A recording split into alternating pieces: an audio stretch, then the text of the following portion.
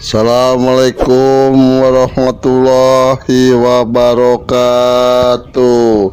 Saya akan bercerita tentang orang yang kurang iman, kurang takwa, kurang soleh, kurang menikmati kehidupannya. Padahal orang itu hidupnya udah kecukupan, kelihatannya mobil mewah, rumah bagus, istri cantik.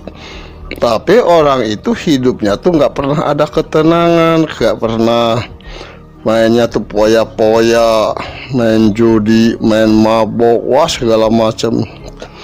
Itu orang itu ternyata orang itu dikejar-kejar sama bank. Utangnya itu sangat banyak, utangnya tuh udah kemana-mana, utangnya tuh udah utang itu banyak tuh. Dia ada tagihan dari bank. Itu rumahnya yang mewah, yang bagus segala macam tuh, dalam dia keadaan diancam mau disita. Itu tuh dikarenakan orang itu nggak menikmati kekayaan itu di jalan yang benar. Ternyata semua usaha-usahanya itu bangkrut, habis modal dipakai poya-poya. Gak pernah tahu kebutuhan istrinya, kebutuhan anaknya tuh gak tahu. Dia selalu mementingkan diri pribadi. Itu orang itu tuh usahanya tuh bangkrut gitu ya. Soalnya bangkrut, pusing, dia kepusingan, kebingungan orang itu cari dukun ke sana ke sini untuk maksud tujuannya untuk supaya nggak ditagih utang. Tapi dukun itu nggak mau, lari sana lari sini mencari supaya nggak ditagih hutang. Nggak mau, semua orang itu nggak mau yang didatangin, diimplik-implikan mau dikasih berapa aja gak mau. Orang itu dia kebingungan itu lagi kebingungan gitu tuh udah lagi bengong, lagi bengong gitu ya, lagi seperti kebingungan itu datang temennya. Kata temannya, "Kamu lagi apa kok kelihatannya kayak bingung? Kan kamu udah kaya, rumah bagus, istri cantik, mobil, perusahaan kamu sangat besar." Waduh, terus terang aja nih lagi bingung. "Emang kenapa bingung?" "Iya, semua aset mau disita sama bank. Aduh, puyeng gimana caranya nih supaya ini nggak disita atau gimana?" "Kamu udah ke dukun atau gimana supaya ditutup itu?" Udah pernah, nggak ada yang berani, nggak ada yang mau." "Oh gitu. Kira-kira kamu mau nggak kira-kira mau saya ajak ke tempat sana?" Itu orang itu sangat ini kaget gitu, sangat tertarik. Iya, kemana?" "Kira-kira mau nggak?" "Ya mau." "So, kira-kira kamu udah siap nggak fisik mentalnya?" "Udah, ayo, yang penting saya sukses lagi, usaha saya maju lagi, hutang saya kebayar semua." "Ya ayo." Pendek cerita, orang dua itu langsung pergi naik mobil temennya. Di dalam perjalanan itu orang berdua tuh diam 1000 bahasa, nggak ngomong apa-apa ya. Lambat laun, sejam, 2 jam, 3 jam, 5 jam, udah nyampe ke satu tempat, yaitu adanya di hutan. Kata temennya yang bangkrut itu, "Kok dibawa ke sini?" "Iya, kan kamu pengen banyak duit lagi." "Yang bener aja, pengen banyak duit lari ke hutan." "Lah, kamu kalau pengen banyak duit ya udah, kalau pengen banyak duit ya udah diam, jangan banyak omong. Ayo ikutin." "Kemana?" "Ayo ikutin." Udah turun dari mobil berdua tuh, mobilnya dikunci, dititipin di situ. Ada tukang parkir ya di hutan juga. Masalahnya banyak yang datang ke situ, banyak. Itu jalan makin lama makin tinggi, makin tinggi. Udah nyampe di sana, di situ ada gubuk reot. Terus orang itu datang, salam, Sampurasun, kata yang di dalam rampes. Siapa? Saya Ki. Oh kamu, ya silakan masuk, pintunya nggak dikunci. Ya Ki, terima kasih. Orang dua itu langsung buka pintu, langsung masuk. Itu si Aki itu kaget. Dengan siapa kamu kesini? Ini Ki, ini orang pengen banyak duit, banyak hartanya. Emang Ki, ini orang ini tadinya orang kaya, tapi hidupnya tuh poya-poya, main perempuan, main judi, main mabok, wah segala macam. Jadi sekarang usahanya bangkrut, malah utangnya juga 10 kucing. Oh gitu ya lo ya. Tapi udah dikasih tahu syarat-syaratnya. Belum Ki, belum dikasih tahu. Udah bener kamu pengen kaya? Ya Ki, saya pengen kaya. Syarat-syaratnya tahu nggak? Udah tahu belum Ki?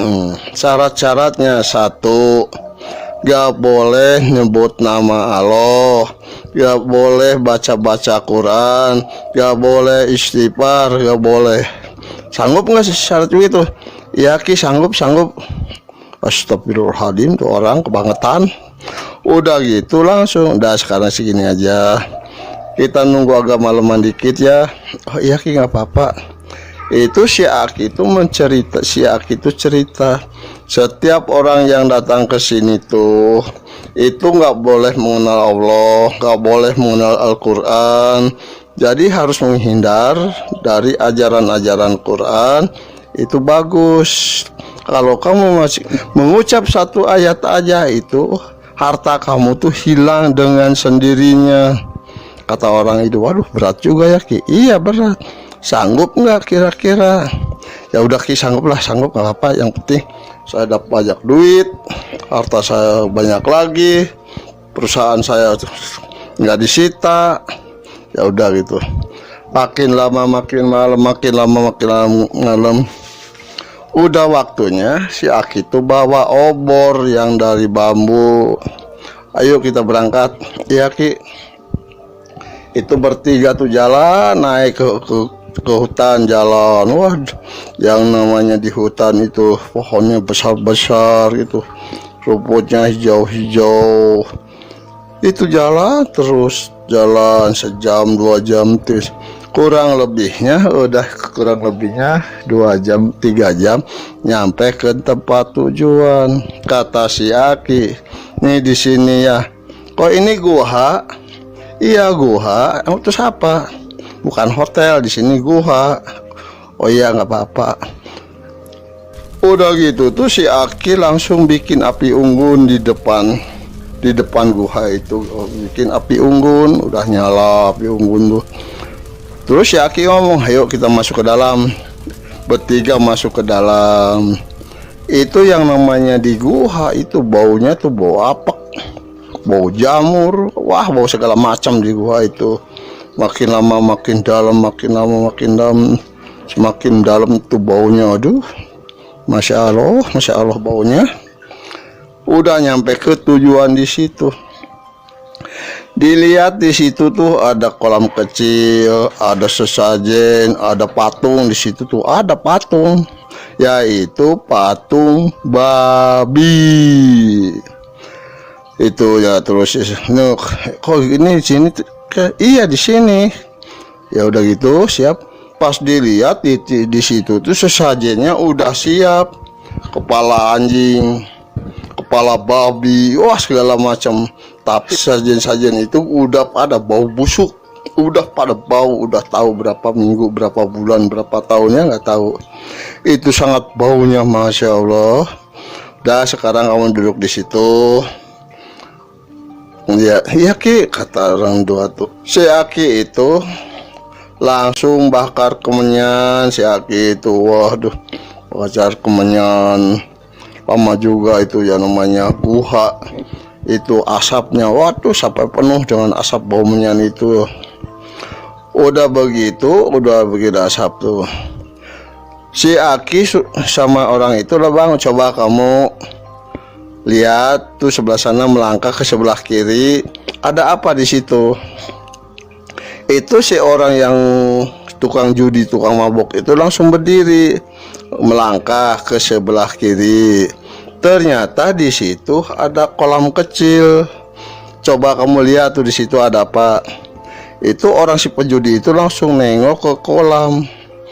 Itu kelihatan di situ ada anaknya teriak-teriak minta tolong. Ayah tolong, nggak kuat, ayah tolong, nggak kuat, dingin ayah. Itu anak tuh teriak-teriak. Itu si tukang mabok itu, si tukang judi itu ngeliatin anaknya kelelep di situ, diliatin, nggak punya perasaan kasihan atau apa, nggak punya. Itu dalam pikiran si pemabok, ini hanya halusinasi aja gitu. Diliatin terus, udah gitu tuh langsung pergi, dipanggil sama si Aki Kuncen itu. Udah sini kamu duduk. Ya duduk. Udah gitu sama si Aki Kuncen tuh dikasih ayam, kasih ayam hitam. Ini ayam pegang sama kamu. Iya Ki. Udah dipegang, coba gigit lehernya sama kamu. Lidahnya itu darahnya tuh diisap, jangan ada yang terbuang sedikit pun. Sanggup nggak? Sanggup Ki, sanggup. Cuma ayam darah ayam itu sehat buat vitamin, buat jamu. Bohong ya. Itu orang itu nggak berpikir dua kali, nggak berpikir. Itu ayam langsung di lehernya digigit itu ayam tuh. Bukan terdengar suara ayam keok-keok, bukan. Terdengarnya tuh suara anak kecil. Ayah sakit, ayah sakit, ayah sakit. Itu anak teriak-teriak. Nggak didengar sama yang itu, nggak didengar sama sekali. Suara anak kecil teriak-teriak tuh minta tolong, minta dilepas. Nggak dilepas. Itu lama kelamaan itu ayam itu mati, lemas. Ternyata di rumahnya juga anak yang paling besar juga meninggal secara histeris. Nggak tahu dari permasalahan apa, permasalahan enggak. Tadi siang tuh main sama temen-temennya, sehat walafiat. Pas malamnya udah anak itu meninggal. Kita balik lagi ke cerita gua. Di gua itu udah begitu, si Aki sama temennya itu udah, kamu tuh jam di sini ya, tungguin. Kalau sebelum ada yang merintah keluar, kamu jangan keluar. Kalau kamu kuat, kalau nggak kuat silahkan keluar. Oh iya Ki, iya siap. Udah itu si Aki sama si temennya itu langsung keluar gua itu. Keluar api unggun yang di depan gua itu disiram, dimatiin supaya hutan gak kebakaran. Itu Aki sama si itu jalan pulang.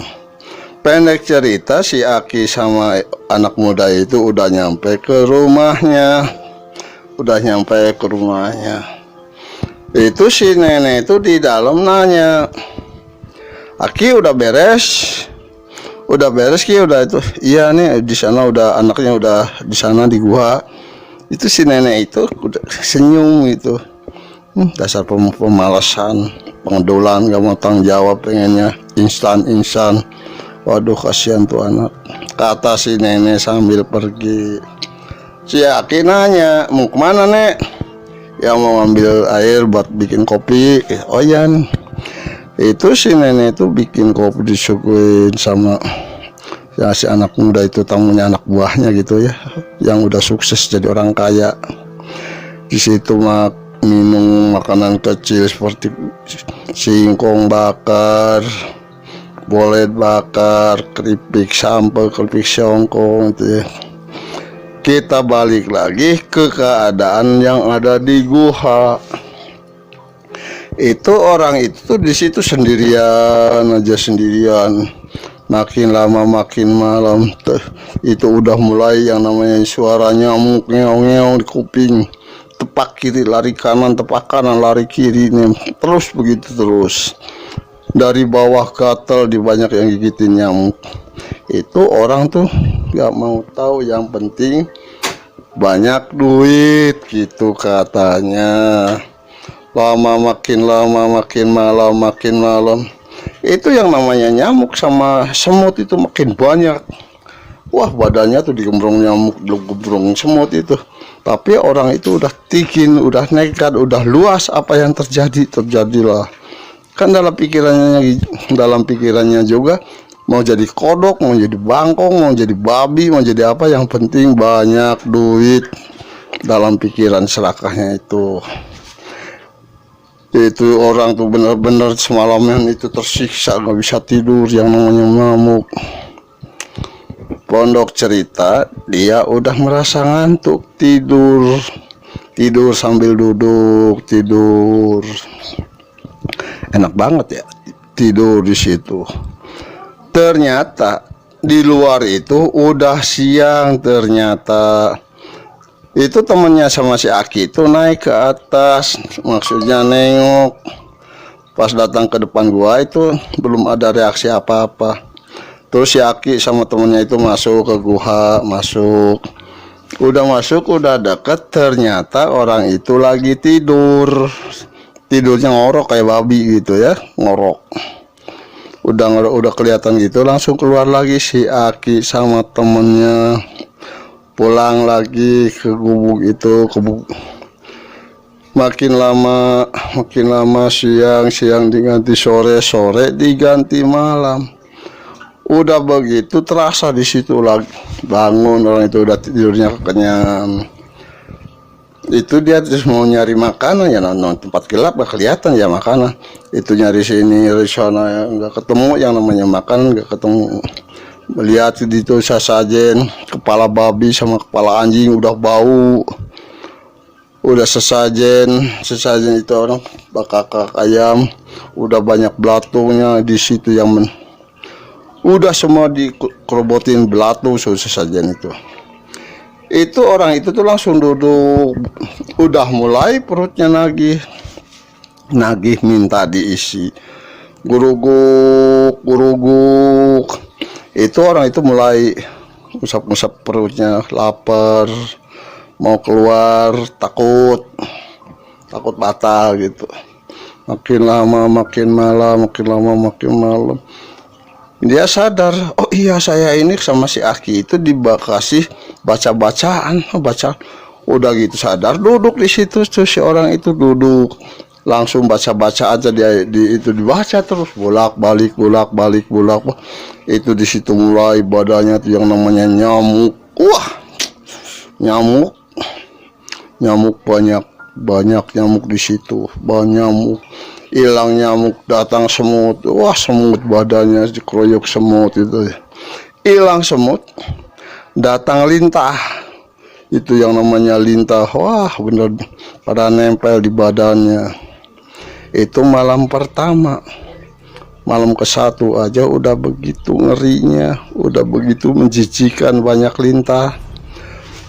Udah lintahnya gak ada, di situ baru ada ular gede banget, gede. Wah, itu orang udah bener-bener bejat imannya ya. Di situ duduk terus baca mantra itu. Udah ular hilang, pergi tahu kemana. Di situ udah mulai ngantuk lagi, tapi nggak bisa tidur dikarenakan perutnya kosong baru sehari semalam. Itu yang namanya perut bunyi terus minta diisi, geruguk. Seharian penuh nggak diisi, pas malamnya lagi geruguk, itu perut minta diisi. Boro-boro bisa tidur, perut aja udah panas, udah lapar, udah segala macam ya. Tapi orang itu tuh baca mantra terus. Udah sekian malam, langsung datang godaan lagi binatang-binatang yang menakutkan, babi, kucing, wah segala macam itu buat binatang-binatang, harimau atau apa pada datang, pada nakut-nakutin. Terus datang pocong kuat bertahan, datang lagi genderuwo kuat bertahan. Wah bener-bener itu orang nekat ya. Itu yang malam kedua itu lulus. Udah agak ini itu orang tuh tidur lagi ngorok. Si Aki sama temannya itu naik lagi ke gua itu jalan. Pas dilihat si Aki sama temannya itu masuk ke dalam, ternyata orang itu masih ngorok, tapi dua-duanya hidungnya ngorok, perutnya ngorok pada barengan. Udah gitu langsung keluar lagi si Aki ngajak sama, ayo kita pulang, ayo Ki pulang, ya Ki pulang berdua tuh pulang berdua tuh. Udah nyampe ke rumahnya duduk lagi ngopi lagi sama muridnya itu yang udah sukses kayak ngobrol. Itu si anak muda tuh pamitan sama si Aki, katanya pengen pulang dulu. Oh iya silahkan pulang, temennya tuh pulang. Kita nggak cerita masalah itu orang pulang ya, kita cerita yang di gua itu. Itu malam ketiga, begitu lagi perutnya panas, pengen makan segala macam, bunyi terus guruk. Itu godaan tuh semakin banyak, namanya setan, jin, siluman, wah segala macam banyak di situ. Itu orang bertahan mikirnya pengen dapat duit, pengen banyak duit, begitu pikirannya tuh. Itu namanya godaan. Itu perutnya semakin berontak, perutnya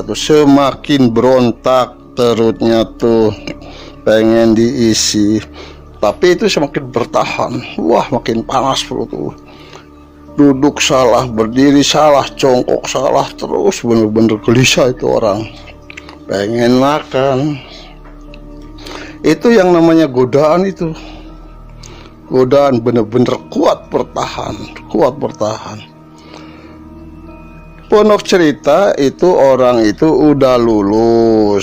Si Aki ya begitu lagi sendirian. Ke-1, ke-2, ke-3, ke-4, ke-5 itu kuat tahan. Gue udah yang namanya perut udah susah diceritain, udah bunyi terus. Udah malam terakhir di situ ada yang datang raja. Raja itu berkepala babi, tubuhnya tuh gendut, perutnya buncit gitu. Itu si raja babi itu nanya, "Hei manusia, lagi apa di situ kamu?" Terus si orang itu tuh celungak-celinguk, pas ngelihat ke depan kaget. Ternyata ada babi sebesar gajah, kepalanya kepala babi, bisa berdiri. Kata orang itu, "Saya pengen banyak duit." "Buat apaan?" kata si raja babi. "Buat bayar utang." "Kenapa kamu waktu kaya poya-poya?" "Ya kan saya banyak duit, harus poya-poya, harus senang, harus menikmati hidup. Kekayaan itu jangan disimpan-simpan, nggak guna," kata orang itu. Itu si raja babi itu mendengar orang itu tuh sangat bahagia. Berarti itu udah ada dasarnya orang kafir.